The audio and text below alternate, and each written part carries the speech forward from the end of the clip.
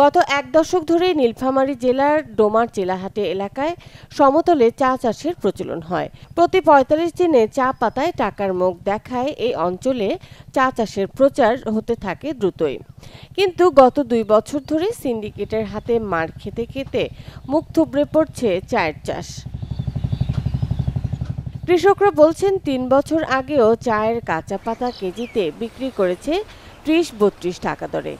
এখন সেই একই গাছের কাঁচা পাতার দর ১৫ থেকে ১৬ টাকা। তার উপরও আছে নানা অজুহাত।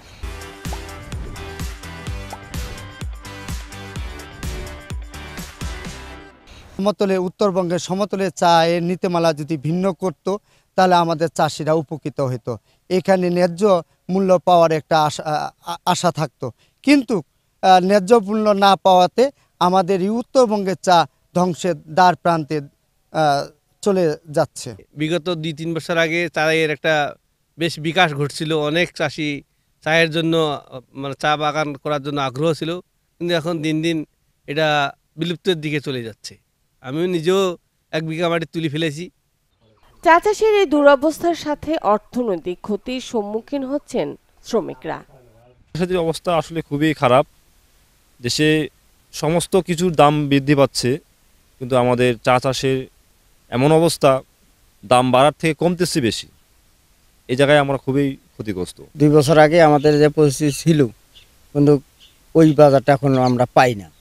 এখন এই জন্যে লেবারগুলো আমাদের মানে টাকার মুখ দেখতে পাচ্ছে না।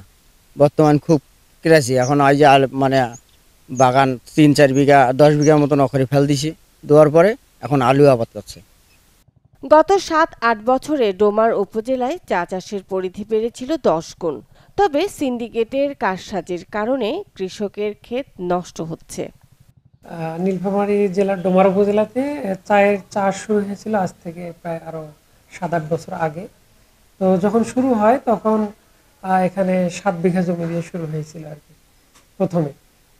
তো তারপরে আপনারা হয়তো জেনে থাকবেন যে সমতলে চায়ের যারা চা চাষ করে, একটু উঁচু জমিতে করে, ওনারা কৃষি সম্প্রসারণ অধিদপ্তরের কাছে তাদের বিভিন্ন সমস্যা নিয়ে আসলে আমরা তাদের পরামর্শ প্রদান করে থাকি। চাষিরা প্রকৃত দাম পাচ্ছেন না, ওনারা একটা সিন্ডিকেটের শিকার হচ্ছেন।